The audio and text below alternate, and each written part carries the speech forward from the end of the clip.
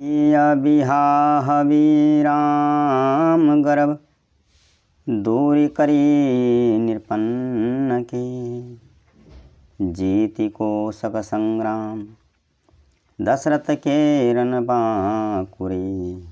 भगवान श्री रामचंद्र जी को देख करके स्वयंवर में आए हुए राजा लोग सब सोचने लगे कि सीता के योग्य वर तो श्री रामचंद्र जी हैं, चाहे वो धनुष को तोड़ें तब और ना भी तोड़ें तब रामचंद्र के साथ ही सीता जी का विवाह होगा। बात सुन के कुछ अभिमानी राजा थे, वो कहने लगे भाई ऐसा कैसे होता है, पर धनुष तोड़ने पर ही विवाह होना है, ये तो राजा की प्रतिज्ञा है जनक की, फिर दूसरा ऐसे बिना धनुष तोड़े कैसे सीता जी से विवाह कर लेगा।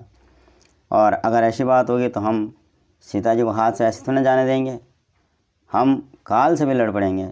उन अभिमानी राजाओं की बातें सुन के कुछ धर्मशील राजा थे, वे मुस्कुराए और कहने लगे कि तुम चिंता मत करो, तुम्हारे गर्व को श्री राम जरूर दूर करेंगे, जो धनुष किसी से नहीं टूट सकेगा उससे भी तोड़ लेंगे और श्री रामचंद्र जी सीता जी को ही पाएंगे।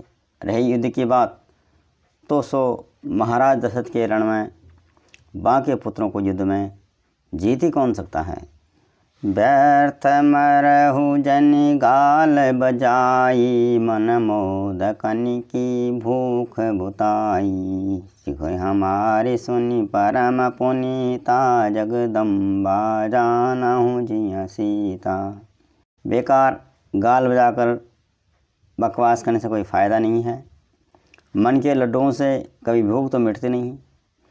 इसलिए हमारी परम पवित्र निष्कपट सीख को सुन करके सीता जी को अपने जी में साक्षात जगत जननी को समझो, उन्हें पत्नियों पाने की आशा हम लालसा छोड़ दो। जगत पिता रघुपति ही विचारी, भरी लोचन छवि लेहु निहारी, सुंदर सुखद सकल गुण राशि, ये दो बंधु संभौरवासी। धर्मशील धर्मात्मा राजा उन घमंडी राजाओं से कहने लगे कि सीता जी को जगत जननी समझ करके पत्नी रूप से उन्हें पाने की आशा मत करो, ऐसे लालसा छोड़ दो और श्री रघुनाथ जी को संसार का पिता परमेश्वर विचार करके नेत्र भर के उनकी छवि को देख लो। ऐसा अवसर फिर बार बार नहीं मिलता। सुंदर सुख देने वाले और समस्त गुणों की राशि ये दोनों भाई शिव जी के हृदय में बसने वाले हैं। स्वयं शिव जी भी जिन्हें सदा हृदय में छिपाए रखते हैं, वे तुम्हारे नेत्रों के सामने आ गए हैं, इसलिए इनके दर्शनों से ही तुम तृप्त हो जाओ। सुधा समुद्र समीप बिहाई, मृग जलु निरखी मरहु कतदाई, करहु जाई जा काऊ जोई भावा, हम तो आजू जन्म फल पावा। अपने सामने अमृत के समुद्र को छोड़ करके तुम जगत जननी जानकी को पत्नी रूप में पाने की दुराशा रूप मिथ्या मृग जल को देखकर क्यों दौड़ते हो, दौड़कर क्यों मरते हो। अरे भाई, जिसको जो अच्छा लगे वही जाकर करो। हमने तो प्रभु के दर्शन से आज जन्म लेने का फल पा लिया, जीवन और जन्म को सफल कर लिया।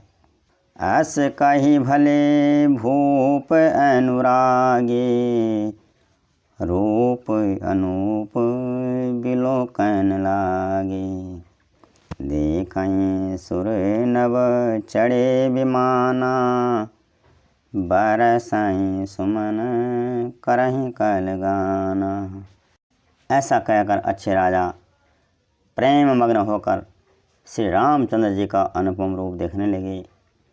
मनुष्यों की तो बात ही क्या, देवता लोग भी आकाश में विमानों पर चढ़े हुए प्रभु का दर्शन कर रहे हैं और सुंदर गान करते हुए फूल बरसा रहे हैं।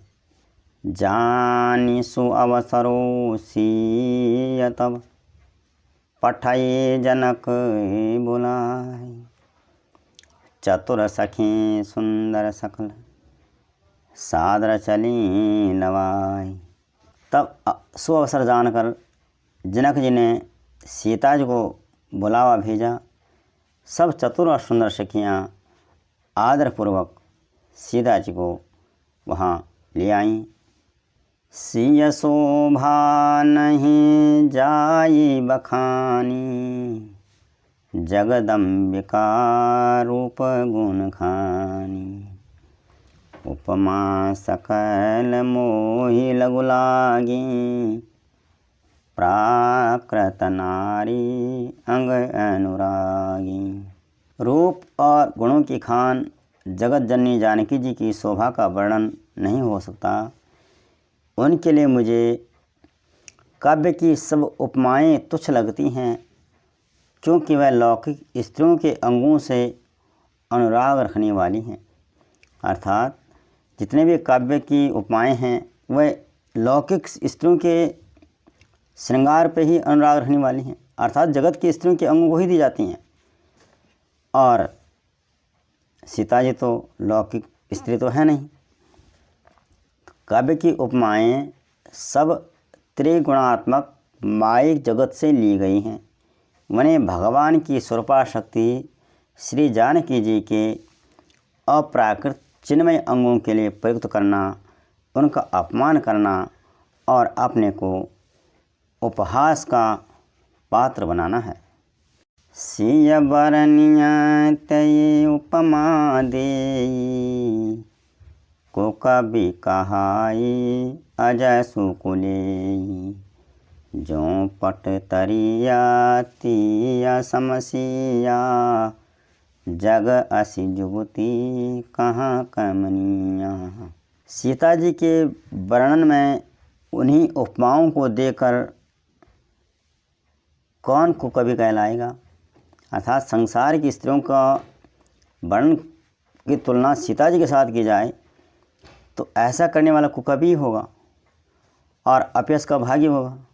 अर्थात सीता जी के लिए इन लौकिक उपमाओं का प्रयोग करना सुकवि के पद से च्युत होना और अपकृति मोल लेना है। कोई भी सुकवि ऐसी नादानी अहम अनुचित कार्य नहीं करेगा। यदि किसी स्त्री के साथ सीता जी की तुलना की जाए तो संसार में ऐसी सुंदर युवती है ही कहाँ जिसकी उपमा सीता जी से की जाए। गिरा मुकर तन अरध भवानी, रति अति दुखित अतनु पति जानी। विष बारुणी बंधु प्रियजेहि, कहि रमा सम किमि वैदेही। पृथ्वी की स्त्रियों की तो बात ही क्या, देवताओं की स्त्रियों को भी यदि देखा जाए तो हमारी अपेक्षा कहीं अधिक दिव्य और सुंदर हैं। तो उनमें सरस्वती जी बहुत बोलने वाली हैं। पार्वती जी अर्धांगिनी हैं, अर्थात अर्ध नारी नटेश्वर के रूप में उनका आधा ही अंग स्त्री का है, शेष आधा अंग पुरुष शिव जी का है। रति से अगर तुलना की जाए तो कामदेव की श्री रति पति को बिना शरीर का अनंग जानकर बहुत दुखी रहती हैं। और लक्ष्मी जी के साथ तो लक्ष्मी जी का भाई विष और मदिरा है, क्योंकि लक्ष्मी समुद्र से उत्पन्न हुई हैं और विष और मदिरा भी समुद्र से उत्पन्न हुआ है। तो इस नाते लक्ष्मी जी के भाई विष और मध्य हैं। उन लक्ष्मी जी के समान तो जानकी जी को कहा ही कैसे जाए, कैसे उपमा दी जाए कि ये लक्ष्मी के समान हैं, कि सरस्वती के समान हैं, कि रति के समान हैं या पार्वती के समान हैं। इन लक्ष्मी जी की जो छवि सुधा पायो निधि होई, परम रूपमय कच्छप सोई। शोभा रजु मंदरु सिंगारो, मथै पानी पंकज निज मारो। जिन लक्ष्मी की बात ऊपर कही गई है वह निकली तो खारे समुद्र से ही हैं, जिसको मथने के लिए भगवान ने अति कर्कश पेट वाले कच्छप का रूप धारण किया। बासुकी नाग की रस्सी बनाई और मथानी का कार्य मंदराचल पर्वत ने किया। देवता और दैत्यों ने मिलकर के इसको मथा, तो उन लक्ष्मी जी को अतिशय शोभा की खान और अनुपम सुंदरी कहते हैं। उनको प्रकट करने में हेतु बने कच्छप, बासुकी, मंदराचल पर्वत और देवता और असुर। ये सब असुंदर एवं स्वाभाविक कठोर उपकरण हैं। ऐसे उपकरणों से प्रकट हुई लक्ष्मी जी भी जानकी जी की समता को कैसे पा सकती हैं? हाँ, इसके विपरीत यदि छवि रूपी समुद्र, अमृत का समुद्र हो, परम रूप में एक कच्छप हो, शोभा रूप रस्सी हो, श्रृंगार रस पर्वत हो और उस छवि के समुद्र को स्वयं कामदेव अपने ही कर कमलों से मथें, यही विधि उपजय लक्ष्य जब सुंदरता सुखमूल, तदपि सकोच समेत कवि कहीं सिया समतोल। इस प्रकार का संयोग होने से जब सुंदरता और सुख की मूल लक्ष्मी उत्पन्न हो तो भी कवि लोग उससे बहुत संकोच के साथ सीता जी के समान कहेंगे। जिस सुंदरता के समुद्र को कामदेव मथेगा, वह सुंदरता भी प्राकृत लौकिक सुंदरता ही होगी, क्योंकि कामदेव स्वयं भी त्रिगुणमयी प्रकृति का ही विकार हैं। अतः उस सुंदरता को मथकर प्रकट की हुई लक्ष्मी भी उपर्युक्त लक्ष्मी की अपेक्षा कहीं अधिक सुंदर और दिव्य होने पर भी होंगी तो प्राकृत ही। अतः उनके साथ भी लक्ष्मी जी की तुलना करना कवियों के लिए बड़ी संकोच की बात होगी।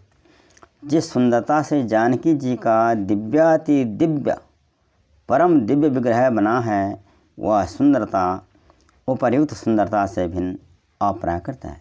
वस्तुतः लक्ष्मी जी का अप्राकृतिक रूप भी यही है। वह कामदेव के मथने में नहीं आ सकती और वह जानकी जी का स्वरूप ही है। अतः उनसे भिन्न नहीं और उपमा दी जाती है भिन्न वस्तु के साथ। इसके अतिरिक्त जानकी जी प्रकट हुई हैं स्वयं अपनी महिमा से।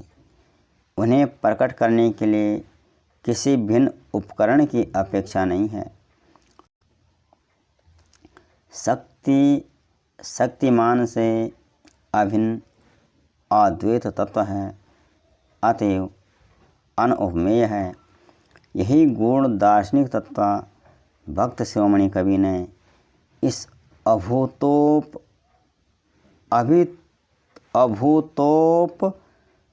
माल अलंकार के द्वारा अभूतोपम अलंकार के द्वारा बड़ी सुंदरता से व्यक्त किया है। जय श्री राम।